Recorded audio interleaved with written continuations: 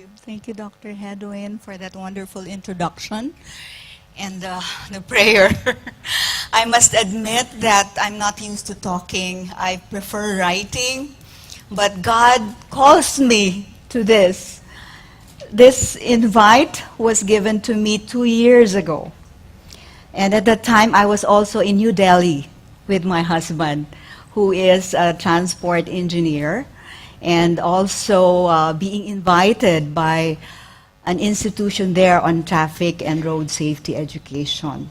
So at that time, I really felt that there's a special, what do you call it, attachment or calling for our family to really minister to India. And it just proves that as Christians, we have this blessing probably. Remember that Bible verse wherein it says, "Ask of me, and I will give you nations for inheritance." So we in the healthcare profession, I think we should not be content with dealing just with individual patients inside our clinics, because God has called us into a collective responsibility, a collective accountability to deal with nations. Right? In the Bible, it is called nations. It is called families. In health, it is called public health or population health. But right now, I would just be speaking to you on behalf of my own experience of how the Lord has enlarged my stake. I never expected it myself, because as I told you, I'm not that, my personality is not that. But I rise up. I just make sure that I rise up with every occasion. I enter every door that the Lord gives me to upgrade my skills in leadership. And that's what I want to inspire you about tonight. I thought I would be just speaking to medical students, but it's really a tremendous blessing and honor to really speak before you. This is not only international, but intergenerational.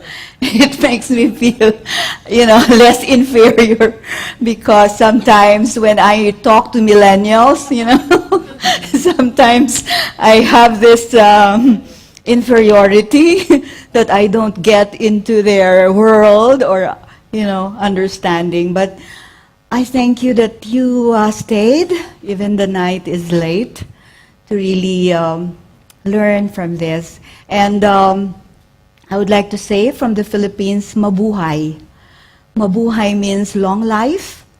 It means life for all. And I'm so glad that ICMDA takes it as a theme, life for all. And at the same vein, I'd like to inspire you that it also means health for all. And that's where we are called to. That's our calling, that's our field as doctors and dentists. And I hope, as Dr. Hedwin said, we cannot not accept that we are all leaders in this healthcare field, especially so that we are Christians. And so there are certain things that I'd like to emphasize for tonight. Actually, I divided this talk into two. So today, I'd like to give you an overview of, intentionally I designed it as to how the world, not necessarily Christian, how the world teaches it, or how the world sees it, or how the world does it. And then, let's move on to specifically examining what the Lord wants us to have or practice, the kind of leadership that He wants us according to His Word. So, are you with me? Okay. So,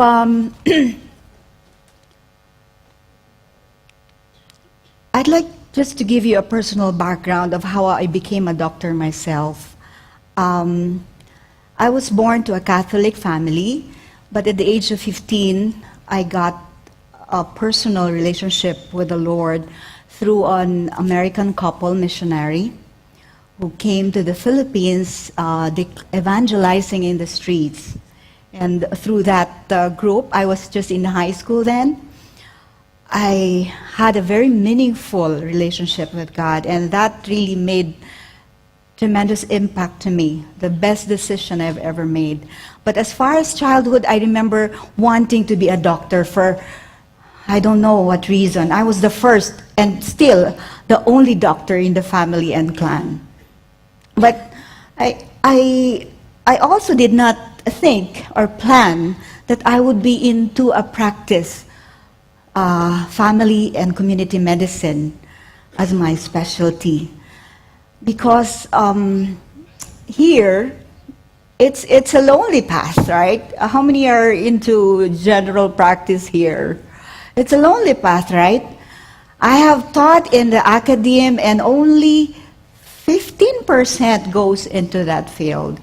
I'm not saying the other specialties are not as important, but then what I want to emphasize is that as Christians, we have the responsibility to understand the bigger picture so that in whatever specialty we are in, we have a way of supporting a bigger picture of how health can be realized and fulfilled for the people that we love, for the people that we want to reach for Christ. Okay, so why is leadership in healthcare very unique? It's really more difficult than being a leader in other fields, actually. Why? Precisely because it handles human lives. And when we handle human lives, we are full of stress. Our patients, as well as we, as well as the other staff that we are working with, the team that we are working with, are all stress-laden. And that makes it all very complicated, right? If you work in the community, you work with several levels of stakeholders, with various interests and agendas. And it's so difficult and challenging to really work to get all these heads together and come up with a common vision. Not only a common vision, but a common way, a method to be able to accomplish that vision. So it's really very difficult. Another thing, the turnover of staff, especially those working in the hospitals, you realize this, it's very fast, right? You have trained someone and then the next day he goes out. So there are various reasons why people leave, why they enter and leave so soon. Also, the decision making, the scenario itself is very critical because it is urgent. It requires urgent judgment, right? And many times we don't have this. We are denied this. Many times we are not even in the right mind or situation in terms of our own health to be able to think well. And there are so many ethical issues that we deal with, and given very limited resources. Imagine that. So it's really tough. And who will respond to this kind, or who will be able? If you don't have the bill to do that, oh my God, you should not have entered into the field in the first place. And we really commiserate or really pity or we really feel so bad for those who in the middle of their medical education really get burned out. Okay? They get into depression, many commit suicide. It's really tough. But then the first thing that we should realize is that before we can lead others, we have to lead ourselves. Okay? That's the first challenge. And the only way we can do this is to have a Christ in our hearts. It's really impossible.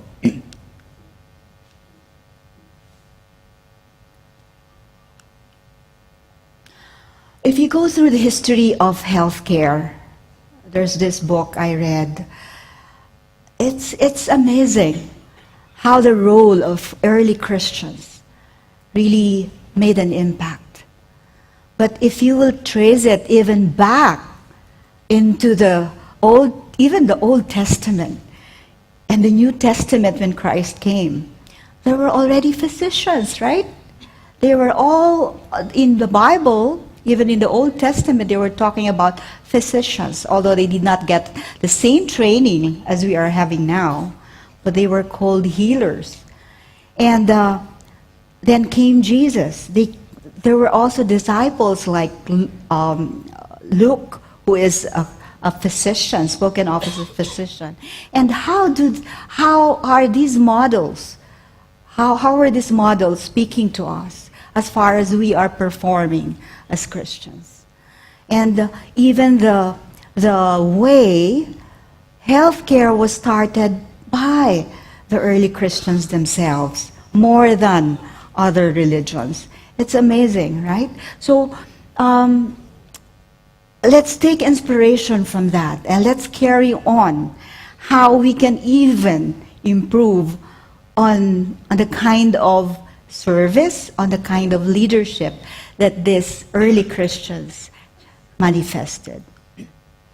So if those who are into position of leadership, you know that it never ends, right?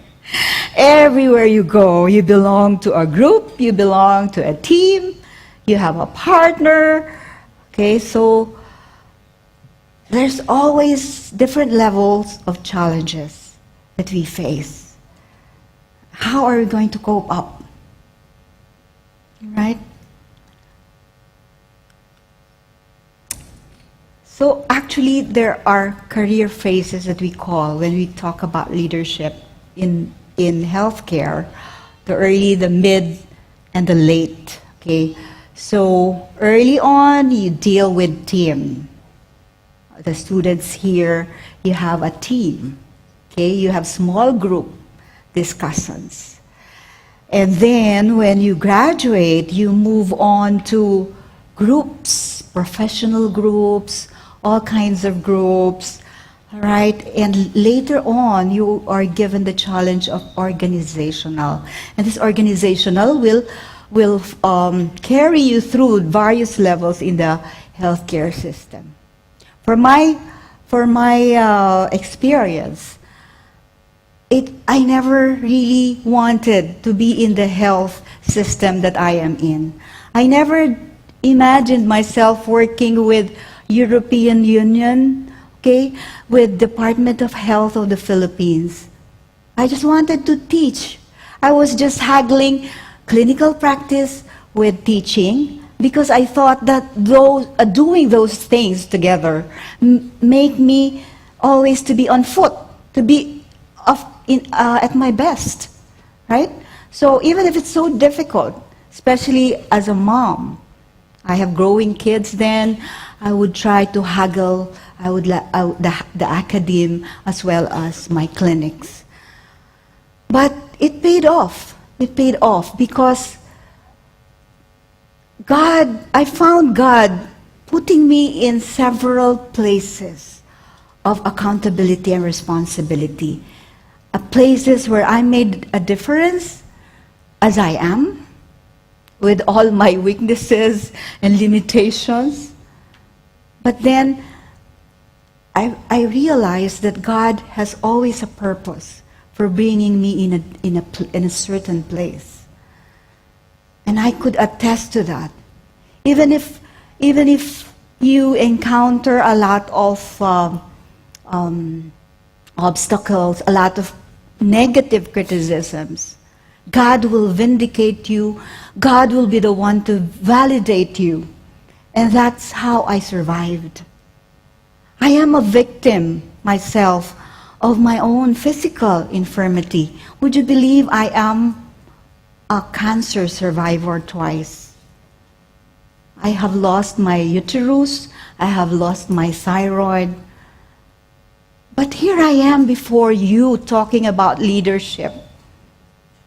Imagine, you can never really foreknow what God has for you, what God's plans are for you. Okay? For as long as there is something that He wants you to do, where you can make a difference, He will sustain you. That's my testimony. I am a diabetic. I inject myself with 20 units of insulin. Imagine, on my way here, an Australian man seated beside me in the plane. I was wearing a jacket of the European Union which says, Universal Healthcare, European Union, Philippines, let's do this together, Universal Healthcare, we inspire each other. And he says, you are with European Union? You're doing this in the Philippines? That's very good. I admire you. Imagine, God used that man to really boost me, because many times I would find myself in the end of my own energy level, but then God just sustains me. God gives me the energy, and everything is well. What I am so thankful to God is that I was able to penetrate the secular healthcare and still be the kind of light and salt that I should be as a Christian. To stand my ground on things that, would be very, very difficult to thresh out, because nobody would stand for example, an ethical decision. Things like that. And it's good to integrate yourselves, because now I am so thankful that I have a family. I have a supportive family, and all my dreams for my husband and for my 3 children have all been fulfilled by God. And so I'm free. I come alive doing this because the Lord knows that this is what I want to do. I want to inspire you in the healthcare, that you can also do it. You can rise up as leaders. And, this time is a time of harvest. This time is a time when we are most needed.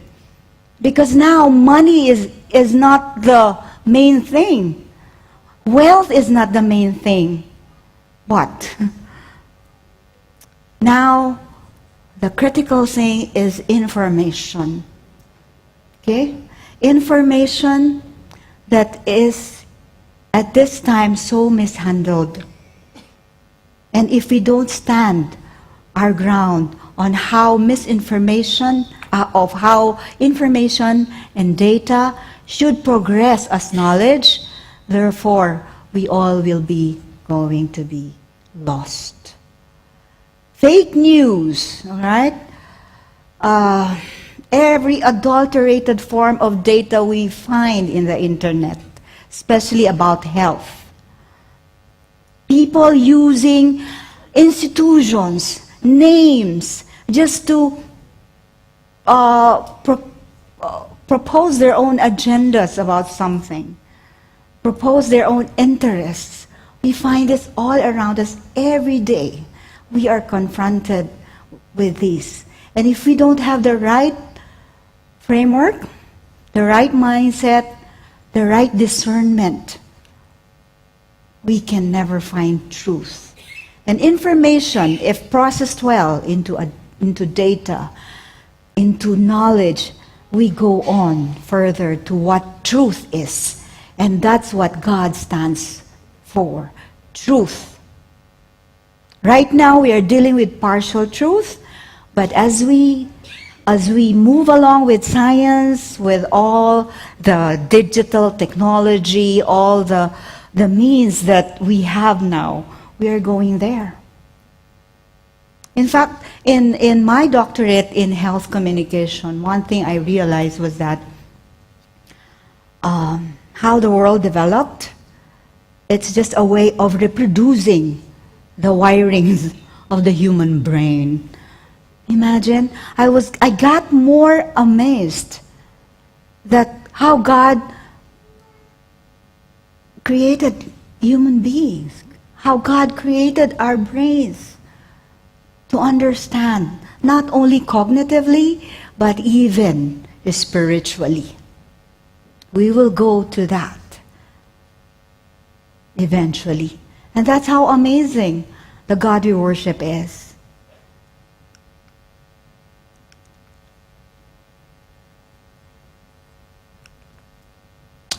If there are studies to show, all right, maybe you ask yourselves, what is my leadership style? What is my leadership? Some call it theory, right? But actually, leadership styles can vary across persons. There's no one right leadership style that you should be practicing, right? It depends on your personality. It depends on the situation, right? And it depends on the time of what you are dealing with. So you can exercise. It's much like parenting, right? But according to this study, in healthcare, we can combine, okay? Most of the healthcare leaders find it most convenient and most functional to combine certain leadership styles, right? So what are the common or the traditional leadership styles that you know about? Anyone? Okay, of course, we know about transactional, you know about laissez-faire, okay? You know about, what else? The common traditional style, your own. Sometimes you create your own personal tactic or technique. But now, it is getting to be realized that they no longer work, or the world realizes that it's not that effective anymore. It calls for higher forms. The leadership style that we know traditionally are the managerial, no? Task-oriented. Okay, they are not into person, into vision. All right, into supporting certain purposes, principles, and ideals. And so it is found to be usually disruptive and no longer tolerated in many clinical settings. So when do you say leadership is authentic? Leadership styles that are hands-on, okay, that correlate significantly with patient safety and quality care.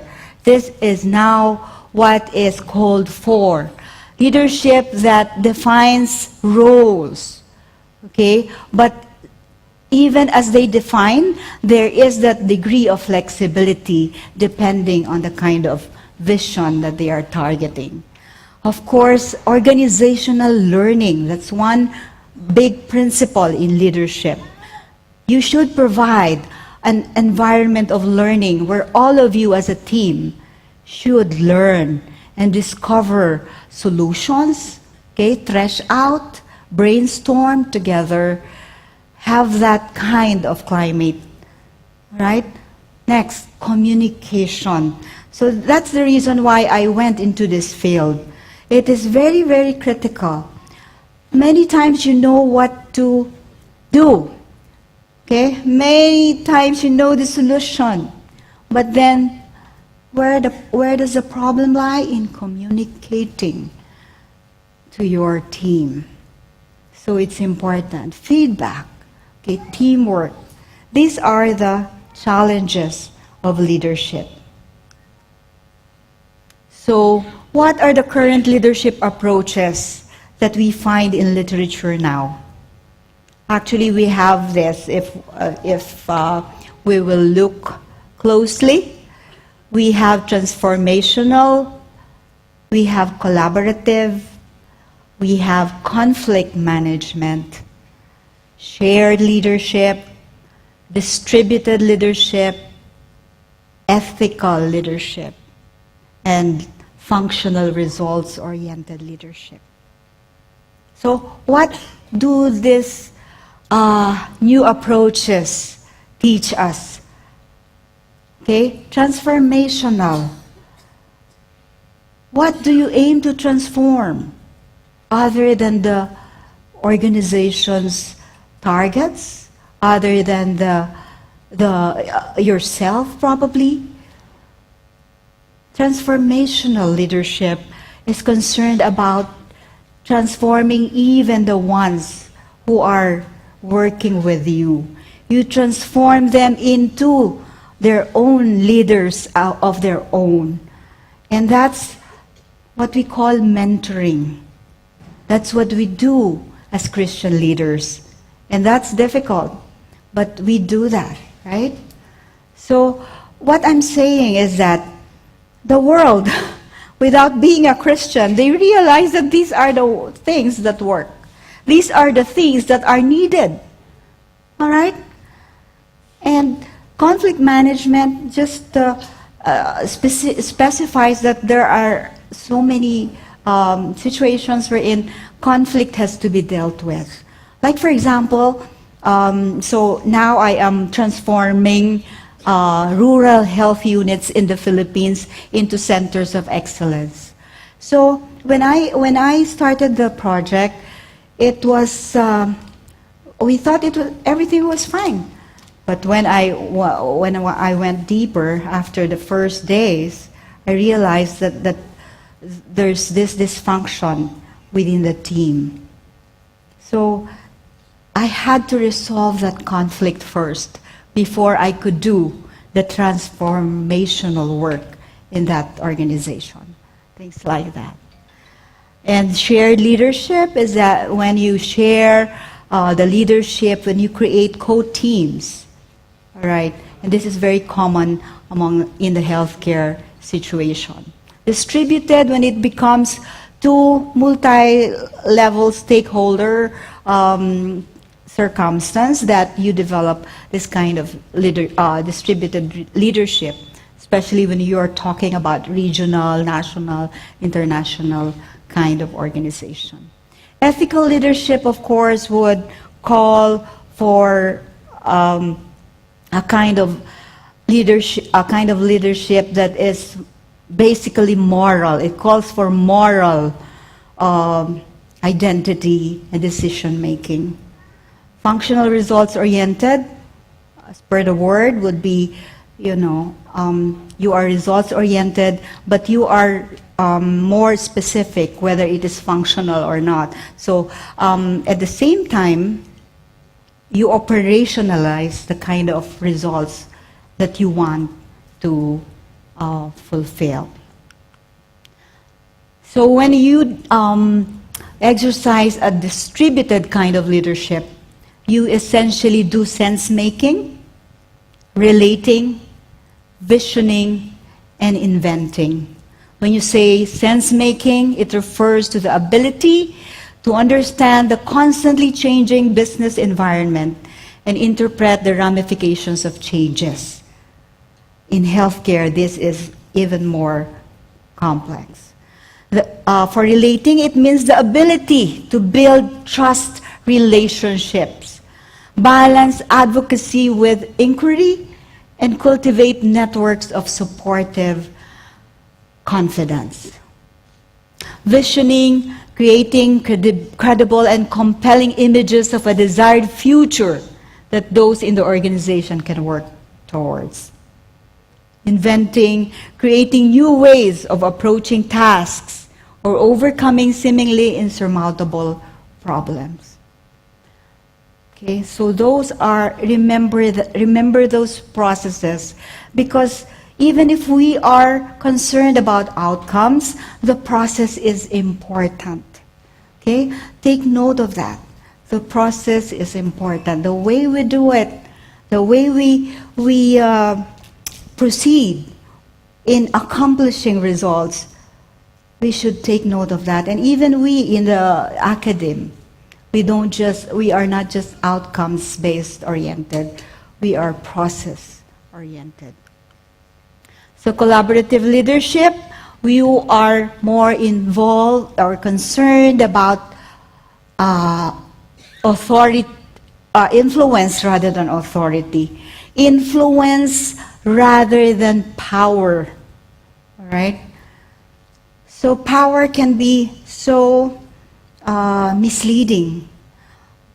Power can really get to self so much that it can blind you. There are several kinds of powers. All right. Now, for purpose, it's when you talk about collaborative leadership, you don't just share. You share the purpose, but not necessarily the method. All right. Take note of this. Sometimes you may have a different way of doing things, but if you share a common vision, then you can work together. You can stay in unity. You don't have to argue and quarrel each time. Okay? And also collaborative leadership is not by position. All right? Never be too clingy to position. Never define leadership by your position. Okay? More on, you are a leader. Take note of this. Remember this.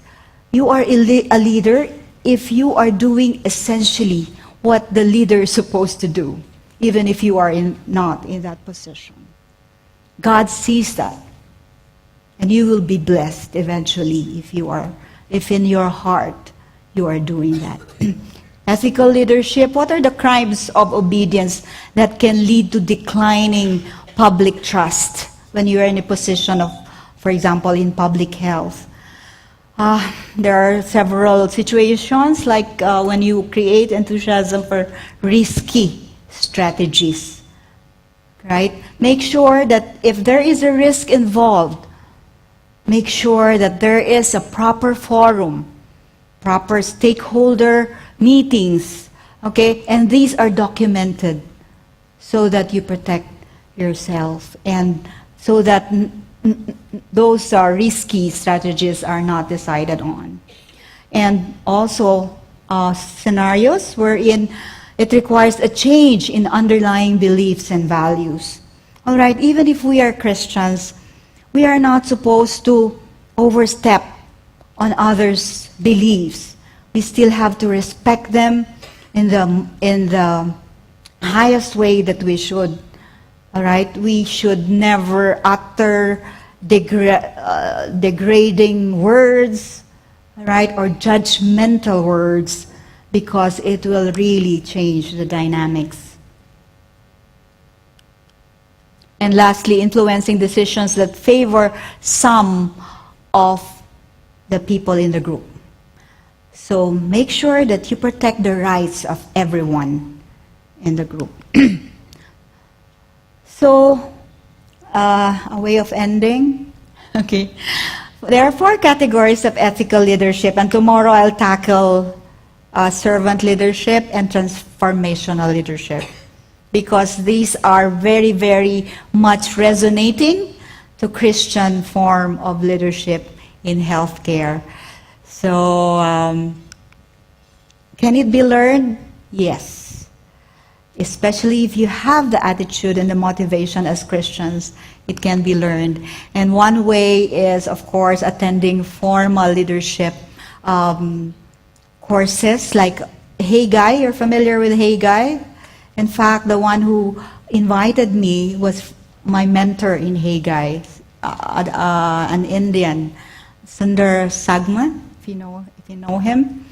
And there are also leadership courses given by even non-Christian, and they are also very much helpful. So find a mentor. I'm glad that there are so many mentors here.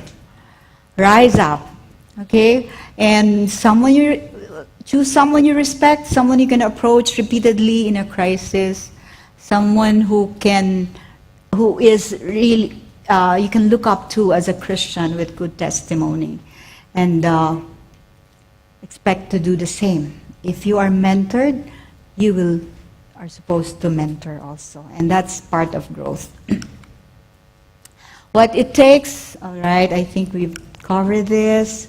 So this shows the evolution of leadership. God will take you to enlarging and enlarging stakes, as I did. And, okay, I just like to emphasize self-awareness. All right? Me, personally, I went through this even in the latter part, in the latter phase, because there are certain aspects of your personality that sometimes is hard to accept. Sometimes you yourself are in denial, but God will find a way for you to deal with that so that you can be a better leader. And it just involves self-awareness, after which you can regulate yourself. It is found that those in the healthcare are a little bit lower in terms of EQ. Do you agree?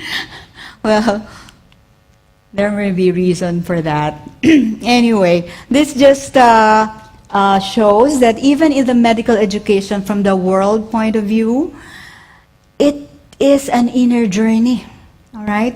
There's that part of us to develop our leadership potential. And it makes me hopeful as Christians to improve, right? The role of inner man, the way the Lord ourselves transform us. And there's hope. So, as a way of summarizing, the Christian theory of leadership is involved about pursuit of human development as an end in itself. Okay? You develop those who are within your team, within your organization. It's not being a leader or with all its prestige and all its perks and blessings, but it's more of distribution of power even. All right? If you have that kind of perspective, then you are a blessed leader and you will be a good leader. And we have the models in the scriptures, including our Jesus Christ himself. All right, tomorrow I'll just discuss this. So, by way of ending, essentials of transformational leadership involves values, relationships, inspiration, and purpose. We have to be value-based, okay? Our principles should be in the right place. Our relationships as far as our family and our community should be in place as well, not only in our workplace. And we should be able to be inspirational as ourselves. It's a character-related thing. We can never inspire outside of ourselves. And self is important as a point of departure, not as an end point. Okay? Take it as a point, nurture yourself as a point of departure to go to others and help others. And purpose, of course, we are blessed people because we know our purpose. God has a purpose for our leadership, and it's a bigger thing. So these beautiful things can be negative depending on how we handle them as leaders. Right? So action point, make sure you bite every opportunity to upgrade yourself. Me, whenever distance education is offered, I apply. Even now, I am applying for health equity in George Washington University, which is just a semi-distance thing. And it will bring me to Africa if I get accepted. I applied myself today in a distance education for leadership in Washington. It's also Washington University. Just distance certificate. Imagine if you are in the internet, if you are online most of the time, you might as well use it properly, right? That's my thinking, because people would say, why do you keep on studying? You're 58. You have all the degrees. But, I find everything I learn. This is lifelong learning. As a leader, you don't stop. All right? Everything I learn in my subjects, I am able to apply in all the work and challenges that God gives me. And God is so wonderful, okay? So tomorrow, let's continue this. I'd like to discuss a little bit about servant leadership and transformational leadership, and have some time for you to think about your own personally and discuss it with somebody, all right? Good evening. Thank you for listening.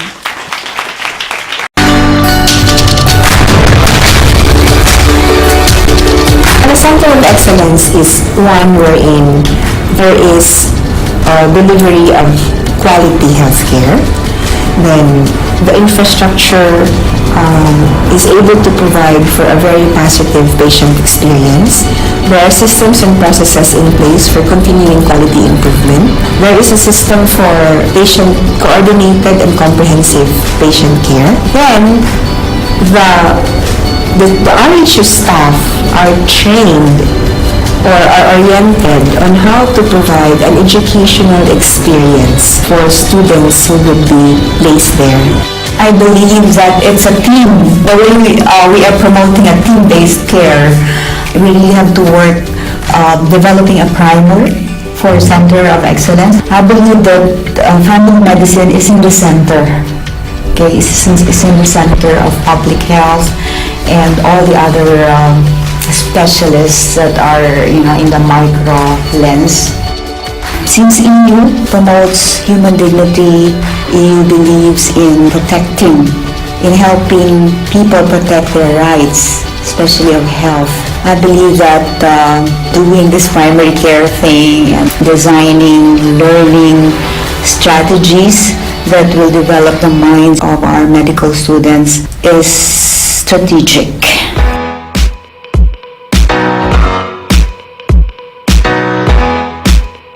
We learned that 6 out of 10 Filipinos die without seeing a doctor. And so we started reaching out to the far-flung areas in the province to deliver health care to those who don't have access to it. We are able to find just 1 out of the 6 Filipinos who would die without seeing a doctor, then we were already able to make a difference for the community and for the country. We did a health system assessment in the community of San Ildefonso, Ilocos Sur. Being exposed in the community, we were able to identify 3 main problems of the community, which is the high incidence of teenage pregnancy, which counts to 14%, lack of readiness of lay people in rendering in emergency situations, and lack of toilet facilities. With those identified problems, we were able to come up with 3 projects. First is the Plan Zero, which may address or to render trainings for lay people to do CPR. Next is Project Positive, to provide psychosocial counseling to teenagers to address teenage pregnancy in the community. And third is Project Success, to give toilet facility which is made up of indigenous materials.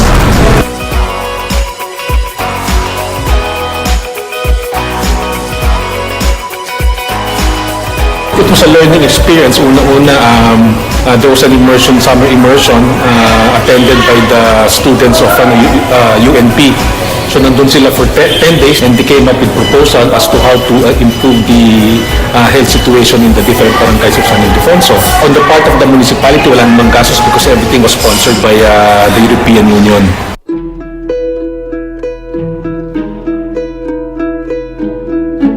Sa barangay po, pumunta po sila sa amin, patulong po sa amin para makilala po yung mga target client po nila na kailangan nilang interviewin, tinulungan po namin sila. Nakiki-CR po kami sa ibang bahay, sa mga kapitbahay namin po. Nakiki-CR lang po kami sa mga may CR po dito sa amin. Tumulong po sila, nagbungkal po sila ng lupa, nagbuhat po sila ng mga ginamit nila doon po, sir. Nagkayas ng mga kawayan, nagbuhat ng mga dahon na ginamit na pang dingding po sa CR, sir. Tulong-tulong na kami, labid na maglalot ng labid, kahit maulan, mayroon daw punta na dito, turuan na kami ng trabaho siyempre the community, bayanihan, tulong-tulungan na kami ng CR. A great thing that we were working now under supervision, because before it's only the students that go to the distant communities, and then we just connect with the MHO without any direct supervision. But now we had the privilege, or the students rather had the privilege to be supervised by a specialist in family and community medicine. So that's Dr. Helen. I believe slowly we're getting there. We need this stage and phase, and I'm thankful that there are LGU leaders we have here in San Ildefonso to embrace this. Really, I believe that we are just tracking back the basics in doing this.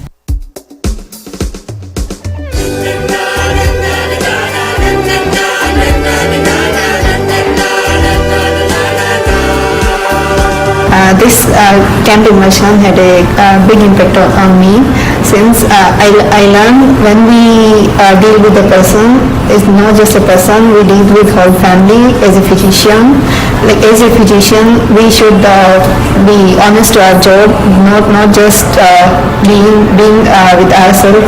Instead of, we should help them. I found myself doing the mission, and I'd like to say a very big thank you to Dr. Ellen, Dr. Buadu, the other facilitators, the members of the RHU.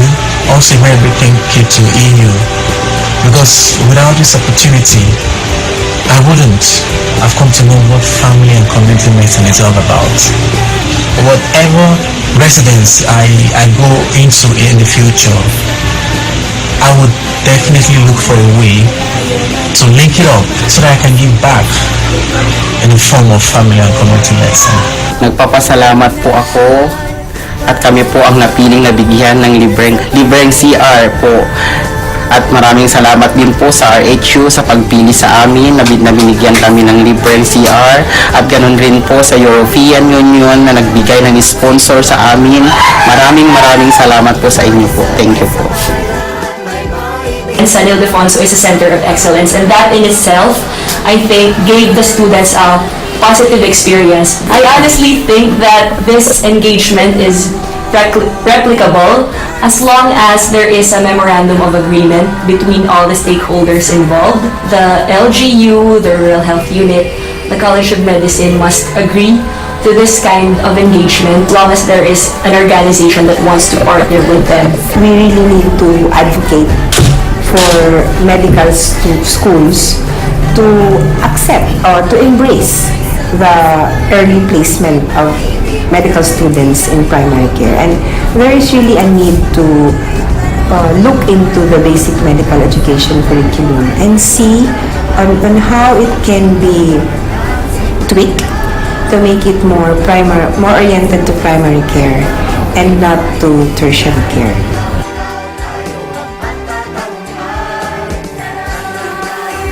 While we had a very wonderful experience doing the interprofessional education in the student immersion camp rollout, later on, when centers of excellence will be established, it will only be a part of that. A larger chunk of that will be training or having student placement from curricular part of affiliate institutions. San Ildefonso, we would be having MOA with UNP for rotation of clinical clerks. And also for MMSU, Mariano Marcos State University, they are also sending curricular students for rotations. So that's the overall strategy of this Center of Excellence by Family Medicine.